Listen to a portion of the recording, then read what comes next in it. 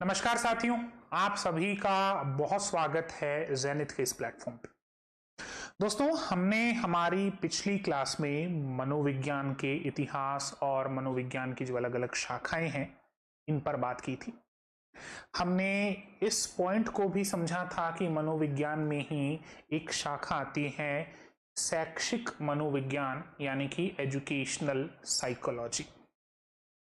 आज हम बात करेंगे एजुकेशन। आज हमारी बात होगी शिक्षा पर। देखिए, मनोविज्ञान पर हम बात कर चुके हैं, मनोविज्ञान क्या होता है इसको हम समझ चुके हैं, मनोविज्ञान के इतिहास को हमने समझा, मनोविज्ञान शब्द कहां से आया इस बिंदु पर भी हमने बात की थी। आज हम बात करेंगे शिक्षा के ऊपर। तो एक बार शिक्षा समझ में आ जाए, एजुकेशन का मतलब समझ में आ जाए, तो फिर हम क्या करेंगे, एजुकेशनल साइकोलॉजी शुरू कर लेंगे, यानी शैक्षिक मनोविज्ञान क्या होता है इस पे बात कर लेंगे। मनोविज्ञान पे बात हो चुकी है, शिक्षा पर आज की क्लास में बात हो जाएगी, फिर कल दोनों को मिलाकर शैक्षिक मनोविज्ञान क्या होता है इस विषय पर बात कर लेंगे। तो चलिए आज के टॉपिक को शुरू करते हैं। आज का टॉपिक आप मेरे पीछे देख पा रहे हैं, हम बात करेंगे एजुकेशन पे, और एजुकेशन को हिंदी में कहते हैं शिक्षा, या फिर मैं यूं कहूं शिक्षा को अंग्रेजी में कहते हैं एजुकेशन। तो जल्दी से आज के टॉपिक की हेडिंग डाल लीजिए, एजुकेशन यानी कि शिक्षा। आज हम शिक्षा पर बात करने वाले हैं कि शिक्षा क्या होती है, एजुकेशन क्या होती है।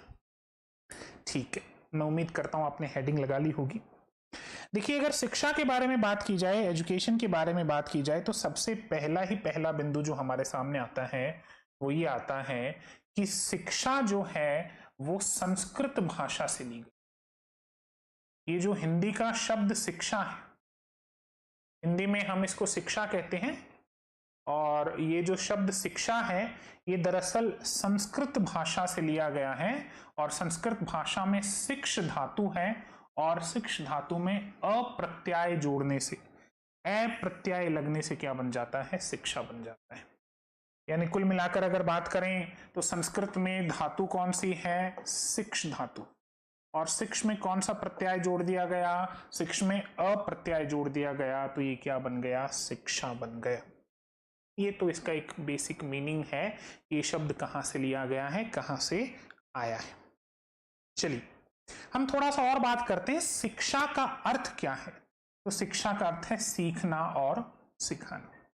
इस बिंदु को थोड़ा सा नोट कीजिएगा। शिक्षा का जो अर्थ है, शिक्षा का मतलब होता है सीखना या सिखाना। जब हम किसी को कुछ सिखाते हैं, जब हम कुछ सीखते हैं, इसी को शिक्षा कहा जाता है।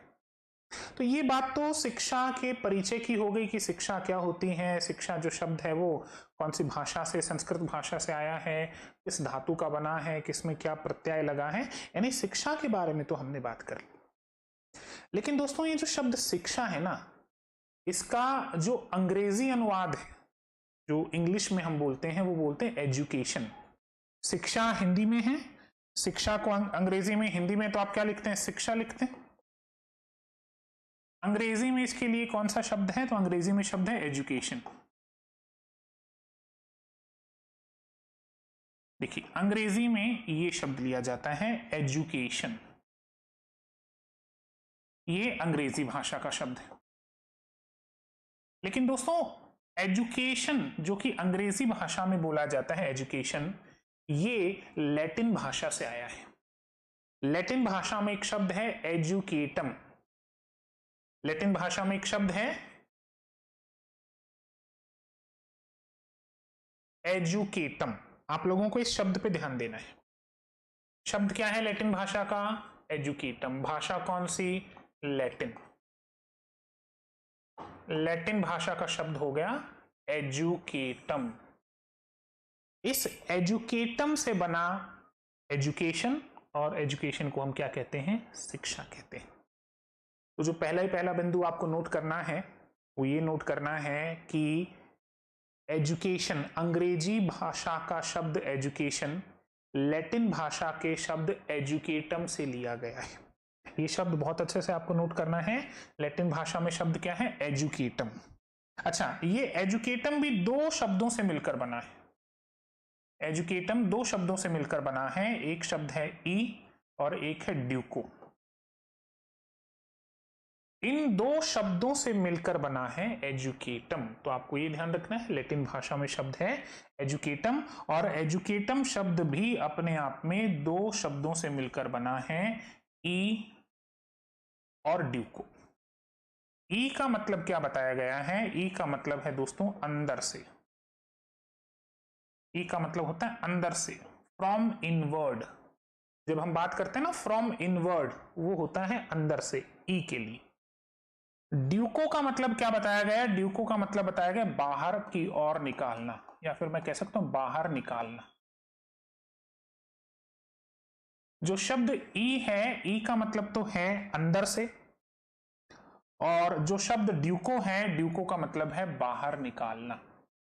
और इन दोनों शब्दों से मिलकर शब्द बनता है एजुकेटम। और एजुकेटम शब्द जब अंग्रेजी भाषा में आता है तो बन जाता है एजुकेशन। देखिए लगभग सभी शब्द ऐसे ही बने हैं, धीरे धीरे अपभ्रंश होकर ये सभी शब्द आ जाते हैं और हम इनको इसी तरीके से फिर बोलना शुरू कर देते हैं। चलिए ठीक है, तो ये हमारे पॉइंट क्लियर है, ई और ड्यूको से है, और ई का मतलब है अंदर से, ड्यूको का मतलब है बाहर की ओर निकालना। चल अब थोड़ा सा लिखने का काम कर लो, है ना। एजुकेशन शब्द लैटिन भाषा के एजुकेटम शब्द से विकसित हुआ है तथा एजुकेटम शब्द इसी भाषा के ई तथा ड्यूको शब्दों से मिलकर बना है। ये पॉइंट थोड़ा सा हमें समझना चाहिए। अब ई तथा ड्यूको का मतलब क्या है उसको समझ लेंगे तो थोड़ा सा एजुकेटम के बारे में समझ में आ जाएगा, और एजुकेटम के बारे में समझ में आ जाएगा तो एजुकेशन के बारे में समझ में आ जाएगा। देखो ई का मतलब क्या है, पहले तो ई का मतलब सुनो भाई, दो शब्दों से मिलकर बना है ना, ई प्लस ड्यूको। तो ई का मतलब है,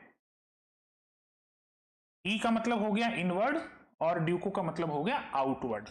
यानी ई का मतलब हो गया अंदर से, ड्यूको का मतलब हो गया बाहर निकालना। ये होता है एजुकेटम।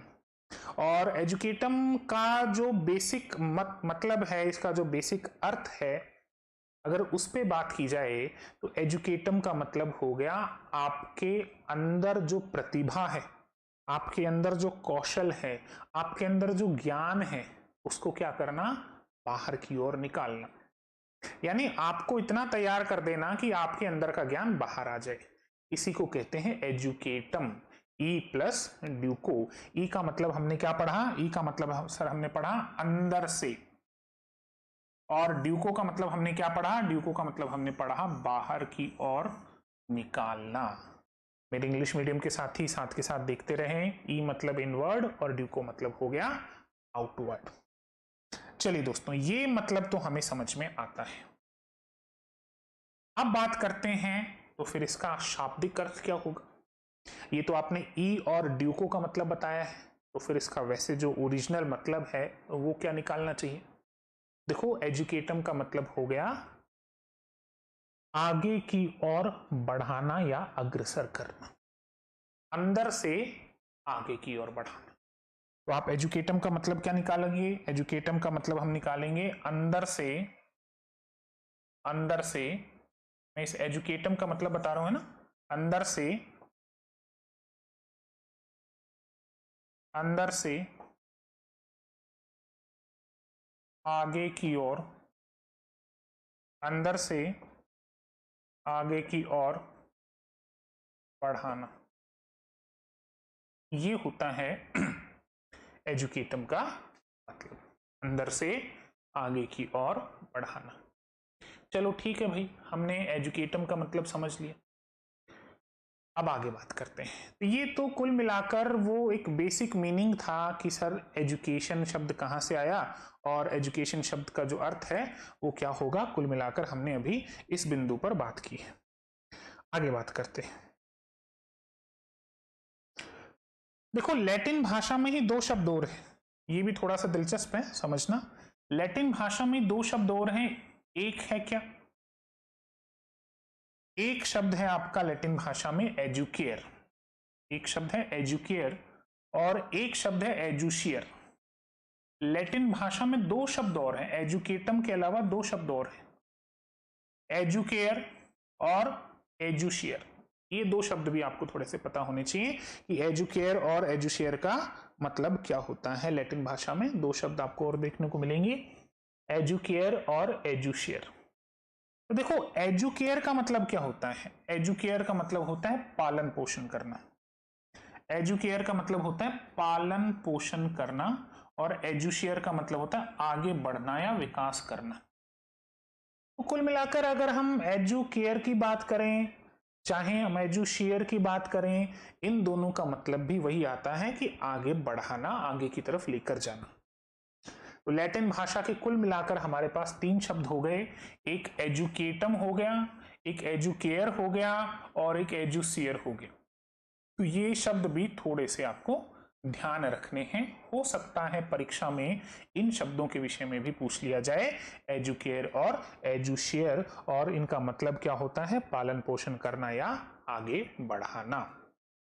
चलो भाई, ठीक है, तो ये भी हमने थोड़ा सा समझ लिया कौन से दो शब्द हैं, एजुकेयर है, एजुशियर है, इस पर भी हमारी बात हो गई। अब थोड़ा सा आगे चलते हैं। अब हम एजुकेशन को जो सामान्य शब्दावली है उसके विषय में समझते हैं। तो सामान्य शब्दावली है उसके विषय में समझते हैं कि शिक्षा शब्द का अर्थ व्यक्ति में निहित जन्मजात शक्तियों का सर्वांगीण विकास करने की प्रक्रिया से है। ये नोट करना है आपको, ये परिभाषा नोट कर लो शिक्षा को लेकर। शिक्षा का मतलब क्या बताया गया है? शिक्षा का मतलब बड़ा सरल, बड़ा स्पष्ट बताया गया है कि व्यक्ति के अंदर जो जन्मजात शक्तियां हैं उनका विकास करना, इसी को कहते हैं शिक्षा। इसको नोट कर लीजिए एक बार, फिर आगे चलते हैं। इंपॉर्टेंट पार्ट है, व्यक्ति के अंदर जो जन्मजात शक्तियां हैं उसका विकास करना ही शिक्षा है।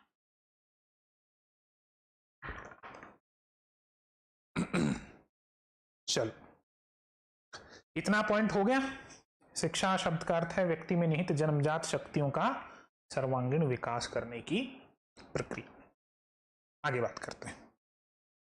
एक चीज ध्यान रखना, शिक्षा जो है वो एक सतत प्रक्रिया है। कैसी प्रक्रिया है? शिक्षा एक सतत प्रक्रिया है, ये सदैव चलती रहती है। आप जो भी सीखते हैं ना, वैसे देखो दो चीजें होती हैं, बहुत अच्छे से ध्यान देना। दो शब्द हैं, एक है एजुकेशन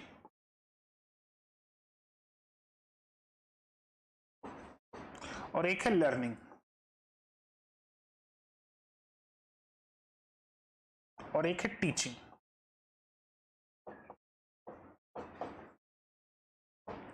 देखो, एजुकेशन का अर्थ होता है शिक्षा, और इसमें सीखना सिखाना दोनों चीजें शामिल हैं।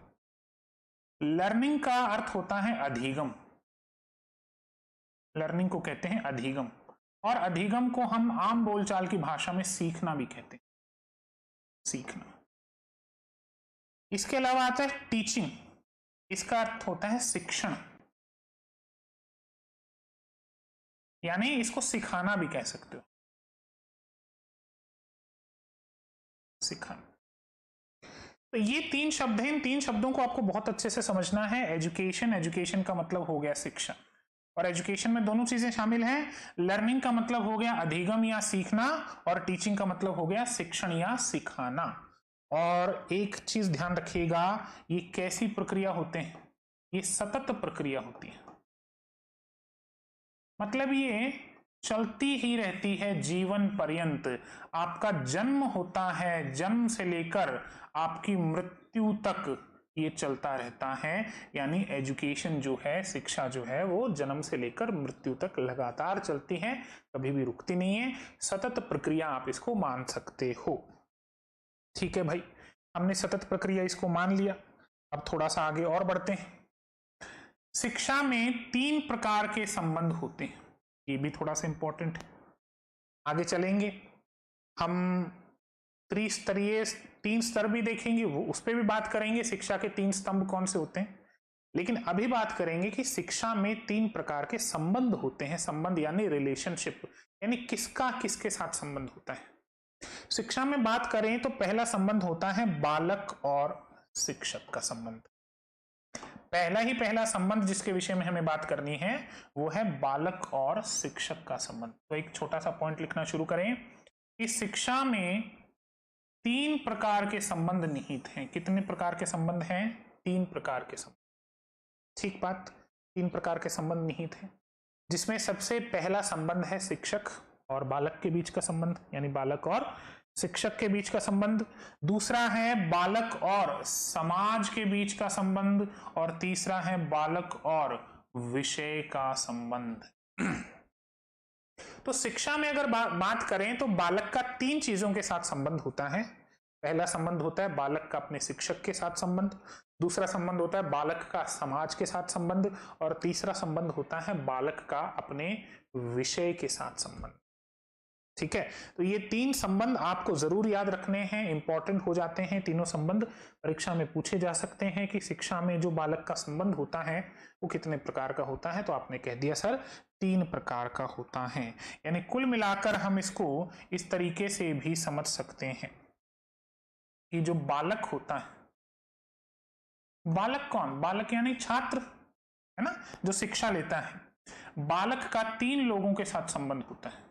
सबसे पहला संबंध तो होगा उसका अपने शिक्षक के साथ, दूसरा संबंध होगा उसका अपने समाज के साथ, समाज यानी सोसाइटी, और तीसरा संबंध होगा उसका अपने विषय के साथ, वो जिस विषय को पढ़ता है उसके साथ। तो इस प्रकार से 3 तरीके के संबंध पाए जाते हैं बालक के 3 संबंध होते हैं। इस मुद्दे पर भी हमने बात की।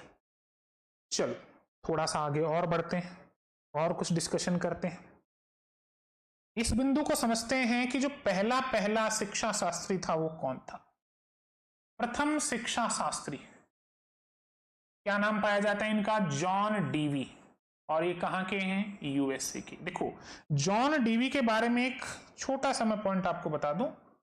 इन्हें जॉन डीवी के अलावा कई बार जॉन डेवी भी कहा जाता है। मतलब इनका जो मूल नाम है वो जॉन डेवी। ठीक है, जॉन डीवी भी हम लिख देते हैं, कई बार जॉन डेवी भी लिखा जाता है। तो हिंदी में परेशान मत होना, जॉन डेवी लिखा है तो भी वही बात है, और जॉन डीवी लिखा है तो भी वही बात है। दोनों एक ही हैं, दोनों अलग नहीं। तो भाई पहले शिक्षा शास्त्री किसे माना गया? पहला शिक्षा शास्त्री माना जाता है जॉन डेवी को। ध्यान रखना, इंपॉर्टेंट पॉइंट्स हैं। जॉन डेवी को हम पहला शिक्षा शास्त्री मानकर चलते हैं। प्रथम शिक्षा शास्त्री जॉन डेवी। अच्छा, जॉन डेवी की एक किताब है, किताब का नाम क्या है? स्कूल एंड सोसाइटी, जो कि इन्होंने 1899 में लिखी थी। और दूसरी किताब है डेमोक्रेसी एंड एजुकेशन, जो कि उन्होंने 1916 में लिखी थी। ऐसे याद करना इसको ना, स्कूल एंड सोसाइटी। आप चाहो तो इसको देवनागरी में लिख सकते हो, लेकिन इसको रखना school and society he. School and society, ऐसे लिख सकते हो इसको, लेकिन रखना इसको स्कूल एंड सोसाइटी है ना। तो 2 किताबें हैं इनकी प्रमुख। कौन सी 2 किताबें हैं देखिएगा। एक किताब है इनकी स्कूल एंड सोसाइटी, जो कि इन्होंने 1899 में लिखी थी, और एक किताब है इनकी डेमोक्रेसी एंड एजुकेशन, जो कि 1916 की। इन दोनों ही किताबों में उन्होंने शैक्षिक समाजशास्त्र के महत्व को स्वीकार करते हुए शिक्षा को सामाजिक प्रक्रिया माना है। यानी कुल मिलाकर बात यह है कि यहां से हमें 3 चीजें याद करके जानी है। सबसे पहला बिंदु यह है कि प्रथम शिक्षा शास्त्री कौन हुए, तो आपका उत्तर होगा जॉन डीवी हुए। दूसरा बिंदु यह है कि इनकी 2 किताबें फेमस है, और भी बहुत सी किताबें लिखी, लेकिन हम 2 किताबों का प्रेफरेंस लेते हैं। सबसे पहले है स्कूल एंड सोसाइटी, और दूसरा है डेमोक्रेसी एंड एजुकेशन। ये 2 किताबें इनकी लिखी हुई, बाकी और भी हैं, लेकिन इन 2 का हम रेफरेंस लेते हैं। और इन दोनों ही किताबों में जॉन डेवी ने शिक्षा को एक सामाजिक प्रक्रिया माना है ना। जॉन डेवी ने शिक्षा को एक सामाजिक, शिक्षा कैसी प्रक्रिया है? सामाजिक प्रक्रिया है सर। इन्होंने शिक्षा को एक सामाजिक प्रक्रिया के रूप में माना, ये ध्यान रखना। किसने माना है? जॉन डीवी ने। किताबें कौन सी? School and society, democracy and education. चलिए बढ़ते हैं अगले बिंदु पर, अगला पॉइंट समझते हैं। जॉन डेवी के विषय में बात हो ही गई, पहला शिक्षा शास्त्री ने मान ही लिया गया। आगे बात करते हैं, जॉन एडम्स पे बात करेंगे। बड़ा ही दिलचस्प सा नाम है, ऐसा ही इन्होंने कथन भी दिलचस्प ही दिया, जॉन एडम्स। नाम क्या है व्यक्ति का? John Adams. ठीक है, तो ये नाम ध्यान रखना। जॉन एडम्स, एक तो ये नाम आएगा, इसके बाद आगे एक और नाम पढ़ेंगे। ये दोनों नाम आपके लिए इंपॉर्टेंट हैं। जॉन एडम्स का नाम इंपॉर्टेंट इसलिए है क्योंकि जॉन एडम ने शिक्षा को संकीर्ण तरीके से देखा था, यानी जो रूढ़िवादी विचारधारा होती है, रूढ़िवादी अवधारणा होती है, वैसे देखा था। देखो, एक बिंदु को समझ के चलिएगा, एक छोटा सा पॉइंट है वो आपको यहां समझना चाहिए, फिर जॉन एडम्स पे आएंगे, हम वापस आएंगे ना। देखो, शिक्षण जो है, या फिर यूं कह लें शिक्षा, एजुकेशन, इसके लिए ना दो पहलू चलते हैं। एजुकेशन के लिए दो पहलू चलते हैं, एक तो चलता है प्राचीन और एक चलता है आधुनिक। ये थोड़ा सा याद रखना, एक होता है प्राचीन और एक होता है आधुनिक। प्राचीन यानी संकीर्ण कह सकते हो। तो जो प्राचीन अवधारणा है वो है शिक्षक केंद्रित। शिक्षक केंद्रित।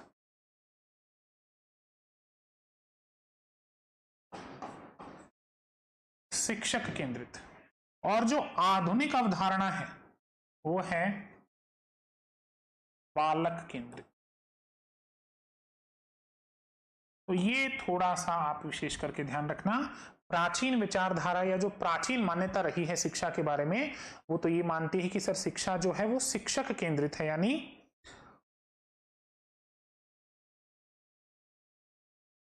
अभी बताते हैं बेटा आपको ना, अभी इस क्लास के बाद आपको इन्फॉर्म कर दिया जाए। ठीक, चलो। तो देखो, हमने क्या कहा, शिक्षा जो है वो प्राचीन और आधुनिक दो भागों में बटी, और प्राचीन के लिए हम जॉन एडम्स का नाम लेते हैं। और जॉन एडम्स का क्या मानना था कि शिक्षा एक द्विध्रुवीय यानी द्विमुखी प्रक्रिया है। कैसी प्रक्रिया है? द्विमुखी प्रक्रिया। ये ध्यान रखना, ये छोटे छोटे शब्द आपको बहुत ध्यान रखने हैं कि शिक्षा जो है वो कैसी प्रक्रिया है सर? वो द्विमुखी प्रक्रिया है। किस प्रकार की प्रक्रिया है? द्विमुखी प्रक्रिया है, या फिर इसको द्विध्रुवीय भी कह सकते हैं। तो जॉन एडम्स के अनुसार, ये ध्यान रखना, किसने कहा? जॉन एडम्स ने। जॉन एडम्स का मानना है कि शिक्षा जो है वो कैसी प्रक्रिया है? शिक्षा तो एक द्विध्रुवीय प्रक्रिया है सर। ठीक है, क्यों है द्विध्रुवीय? क्योंकि इसमें क्या क्या शामिल होते हैं? क्योंकि इसमें शिक्षक और पढ़ाए गए या शिक्षक और शिक्षक के बीच निरंतर अंतःक्रिया होती है। बात करते हैं अभी इस पे ना। अमेरिकी शिक्षा शास्त्री जॉन एडम्स के उपरोक्त दृष्टिकोण को शिक्षा का प्राचीन दृष्टिकोण या परिणाम कहा जाता है। इस दृष्टिकोण के अनुसार प्राचीन समय में शिक्षक केंद्रित शिक्षा पर बल दिया जाता था। यानी जॉन एडम्स की बात करें तो जॉन एडम्स जो हैं वो अमेरिका के शिक्षा शास्त्री, अमेरिकी शिक्षा शास्त्री जॉन एडम्स। जॉन एडम ने क्या कहा कि शिक्षा का मतलब एक तरीके से इन्होंने प्राचीन दृष्टिकोण दिया है, और इनके अनुसार जो शिक्षा है वो कैसी होती है? शिक्षक केंद्रित होती है। अभी मैंने थोड़ी देर पहले आपको बताया शिक्षा कैसी होगी? शिक्षक केंद्रित होगी, यानी शिक्षक जैसा पढ़ाएगा वैसा पढ़ा जाएगा। देखो अंग्रेजी में देखो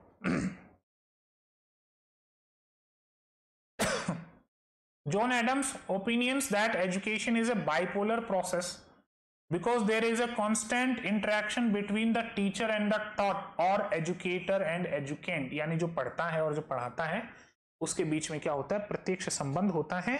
इसीलिए इसको इन्होंने द्विध्रुवीय प्रक्रिया बताया है।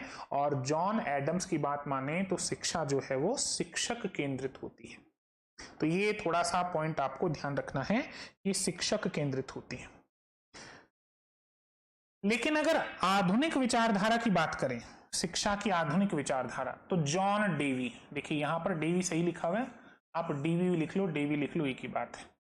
तो अभी हमने थोड़ी देर पहले बात की थी कि जॉन डेवी को शिक्षा शास्त्री कहा जाता है। पहला शिक्षा शास्त्री किसे कहा जाता है? जॉन डेवी को ही कहा जाता है। तो जॉन डेवी जो है वो शिक्षा के आधुनिक भाग की बात करते हैं।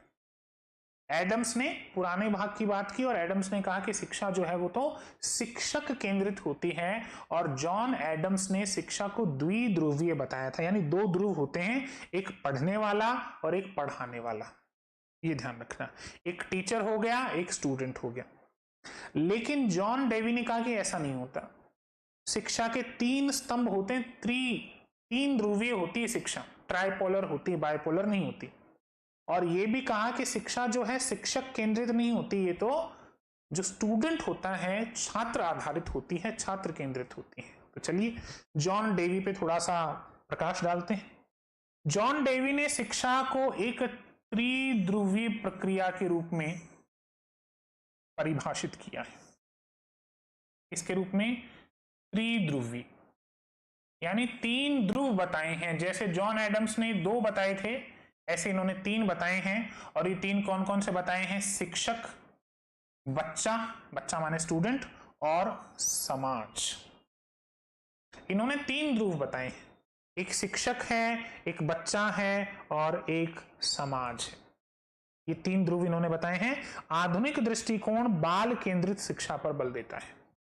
यानी जो पुराना दृष्टिकोण था जॉन एडम्स का, वो तो टीचर सेंट्रिक की बात कर रहा था, और जो नया दौर है, आधुनिक दौर है, ये स्टूडेंट सेंट्रिक की बात करता है। और जॉन डेवी के अनुसार है, और ये कैसा है? एक ट्राइपोलर प्रोसेस है।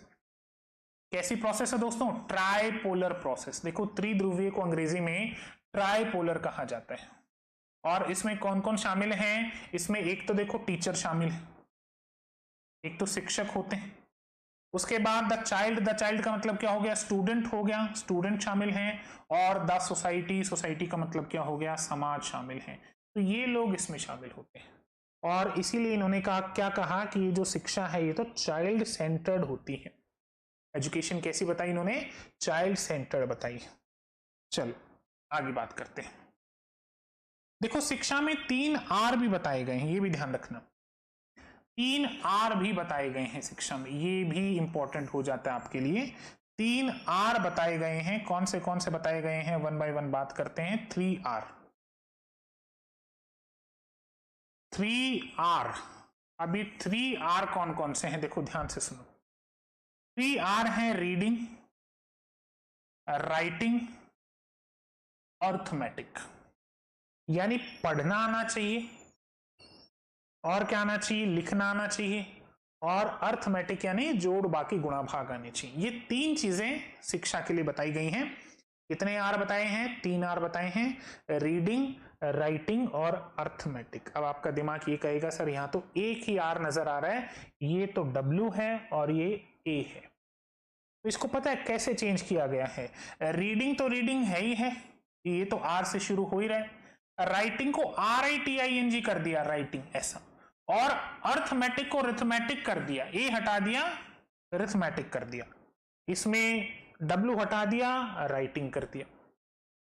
तो इस तरीके से अगर आप देखें तो शिक्षा के 3 आर होते हैं। और मेरे जो हिंदी मीडियम के साथी हैं उनके लिए यहां थोड़ी सी परेशानी होगी। रीडिंग, राइटिंग और रिथमेटिक ऐसे ही आपको तैयार करना पड़ेगा, ठीक है? रीडिंग का मतलब होता है चीजें पढ़नी आनी चाहिए। रीडिंग का मतलब हो गया चीजें पढ़नी आनी चाहिए। राइटिंग का मतलब हो गया लिखने का ज्ञान होना चाहिए। और अरिथमेटिक का मतलब होगा जोड़ बाकी गुणा भाग का आप में ज्ञान होना चाहिए। तो ये कुल मिलाकर देखो शिक्षा के जो 3 आर हैं वो आ जाते हैं। अब थोड़ा सा आगे और बढ़ते हैं। जब शिक्षा में 3 आर ही देख लिए तो अब महात्मा गांधी जी की भी सुन लो। महात्मा गांधी क्या कहते हैं? ध्यान से सुनना। महात्मा गांधी ने शिक्षा के क्षेत्र में 4 H दिए हैं। किसने दिए सर? महात्मा गांधी ने। और अब जब महात्मा गांधी ने दिए हैं तो याद तो करना पड़ेगा। कितने H दिए हैं? 4 H दिए हैं। फिर से वही बात, हिंदी मीडियम के साथियों के लिए अंग्रेजी में ही याद करना, हिंदी में याद मत करना, क्योंकि 4 H से हिंदी नहीं बना पाओगे। 4 H कौन से दिए? देखो, पहला दिया हेड, यानी मानसिक विकास होगा। फिर दिया है हार्ट, यानी भावनात्मक विकास होता है। फिर दिया है हैंड, यानी क्रियात्मक विकास होता है। और फिर दिया है हेल्थ, यानी कि शारीरिक विकास होता है। तो तो आप कह सकते हैं कि Mahatma Gandhi gave 4H in the field of education. Mahatma Gandhi ने शिक्षा के क्षेत्र में कितने एच दिए हैं दोस्तों? महात्मा गांधी ने शिक्षा के क्षेत्र में 4H दिए हैं। एक H का मतलब हो गया हेड, एक H का मतलब हो गया हार्ट, एक H का मतलब हो गया हैंड और एक H का मतलब हो गया हेल्थ। ये चारों H आपको याद रखने हैं शिक्षा के क्षेत्र में।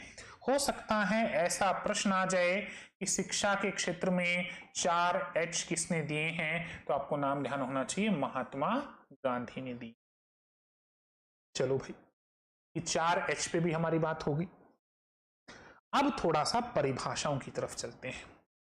अलग अलग विद्वानों ने अपने अपने हिसाब से शिक्षा को अलग अलग तरीके से परिभाषित किया है। किसी ने शिक्षा को कुछ माना है, किसी ने शिक्षा को कुछ माना है। तो चलिए वन बाय वन 5 से 6 परिभाषाएं, डेफिनेशंस देखते हैं शिक्षा की कि क्या क्या परिभाषाएं दी गई हैं आप लोगों को। वन बाय वन शुरू करते हैं। सबसे पहले हम बात करेंगे सबसे पहली परिभाषा से, और सबसे पहली परिभाषा हम देखेंगे स्वामी विवेकानंद की।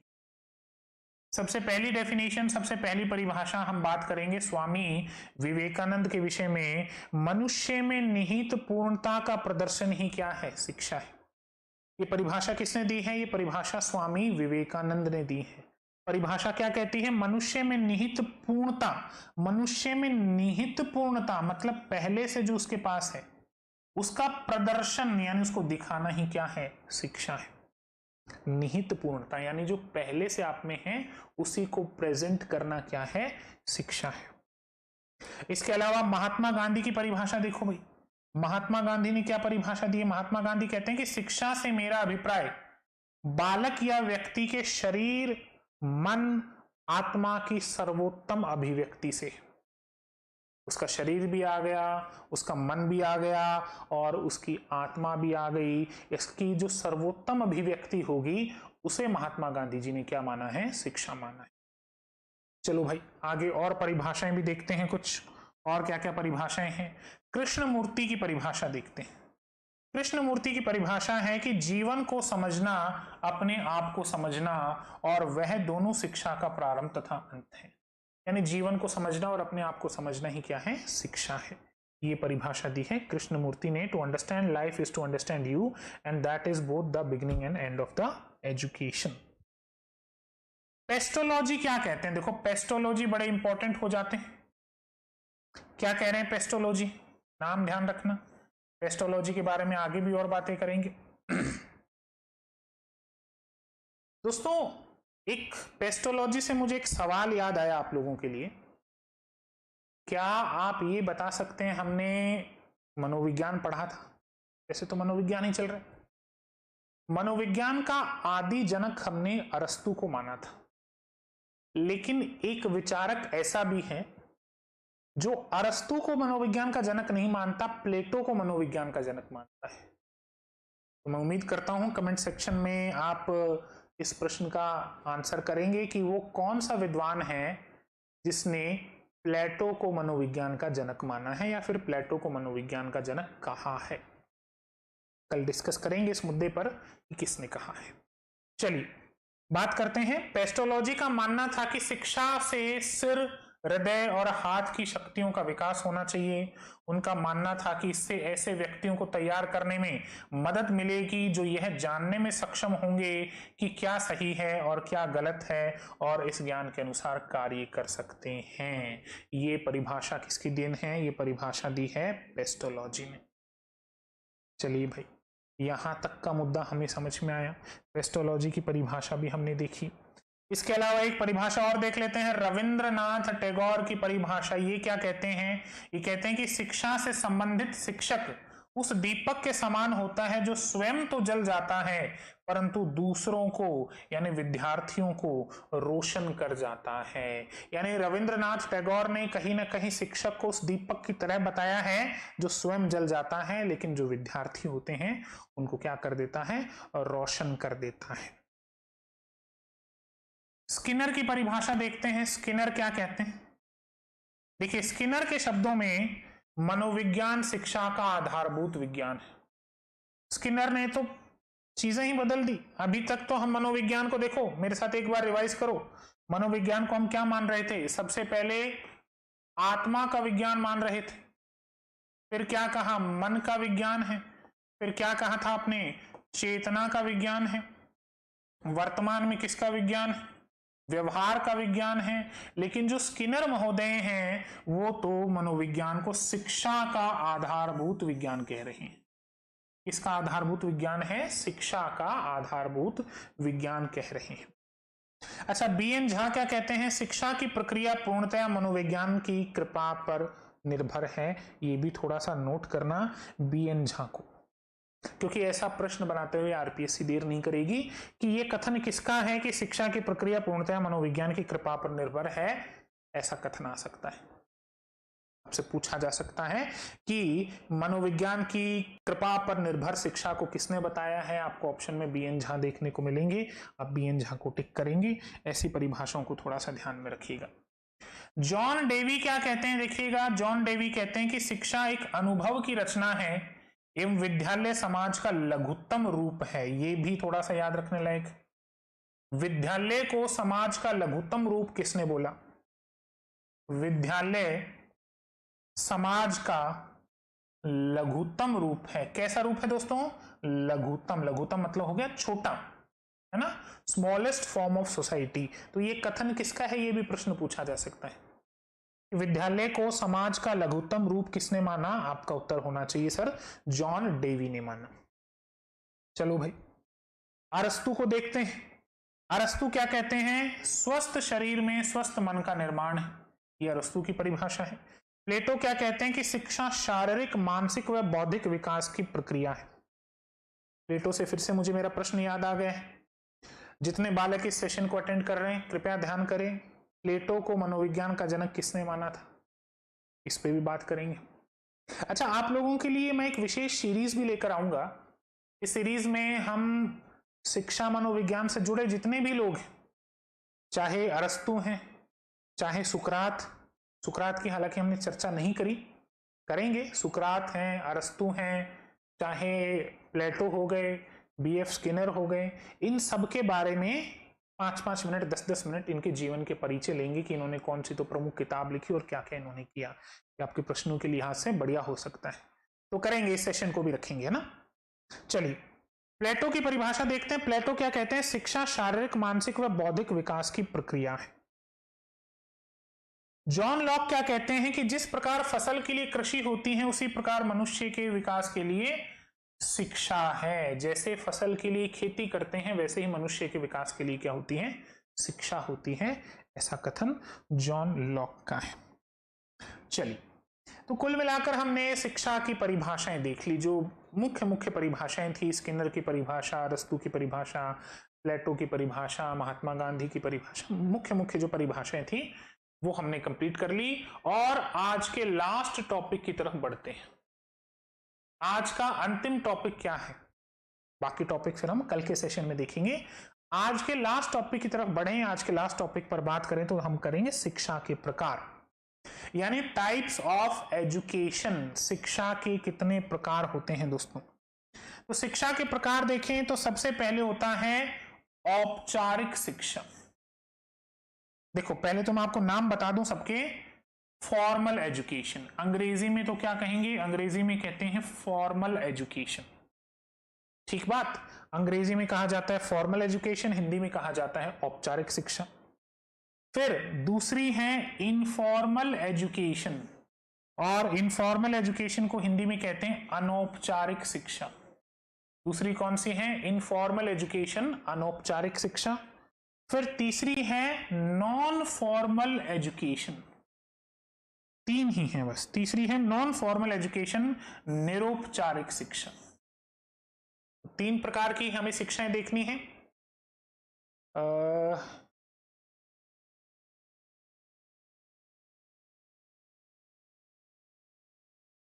नहीं बेटा, ये शिक्षक छात्र दो।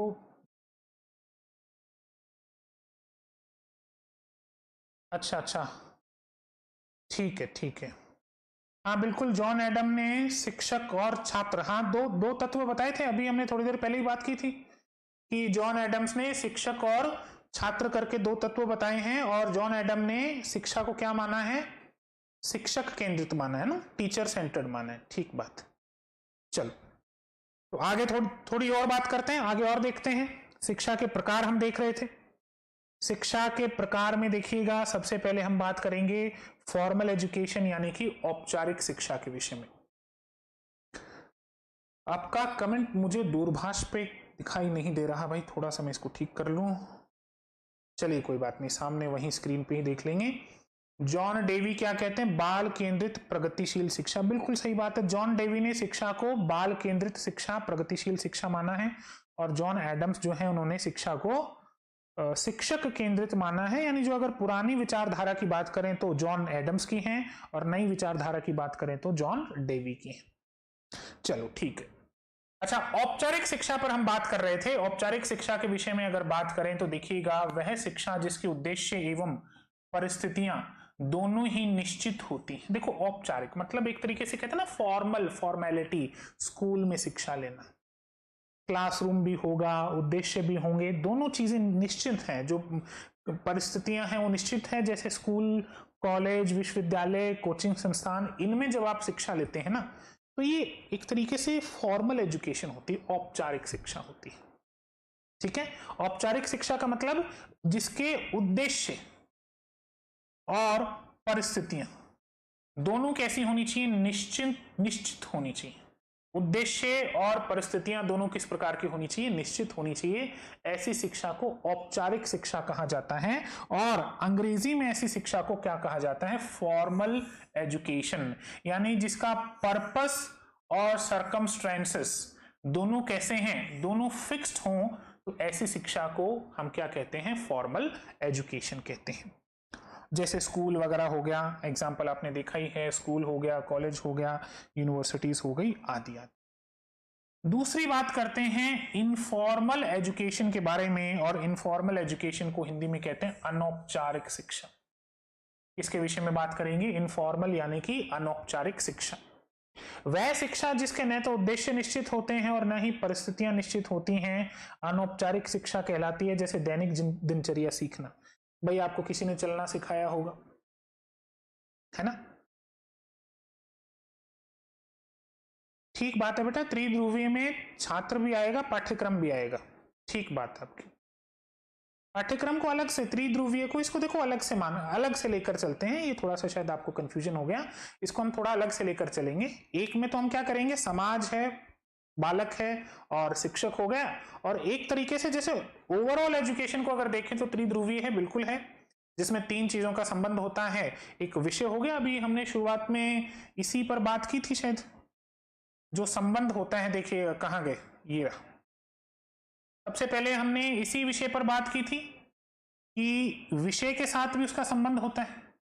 और अगर आप इसको वैसे त्रिध्रुवीय बनाना चाहो तो इस तरीके से भी बना सकते हो, थोड़ा सा ये इस तरीके से भी बनाया जा सकता है। कौन कौन होगा इसमें, देखो इधर बालक होगा, इधर पाठ्यक्रम होगा, पाठ्यक्रम होगा, और इधर कौन होगा, शिक्षक होगा। तो बिल्कुल ठीक बात है, ये जो संबंध होता है इस तरीके से भी होता है, पाठ्यक्रम हो गया, बालक हो गया, शिक्षक हो गया। लेकिन जो बालक का संबंध होता है ना, वो एक तरफ शिक्षक के साथ होता है और एक तरफ किसके साथ होता है, समाज के साथ भी होता है। तो ठीक है, अगर आप इसको भी नोट करना चाहो तो बिल्कुल सही बात है, नोट कर लेना चाहिए। बालक हो गया, पाठ्यक्रम हो गया और शिक्षक हो गया, ये एक तरीके से ये संबंध चलता है। ठीक बात। चलो हम बात कर रहे थे अनौपचारिक शिक्षा को लेकर।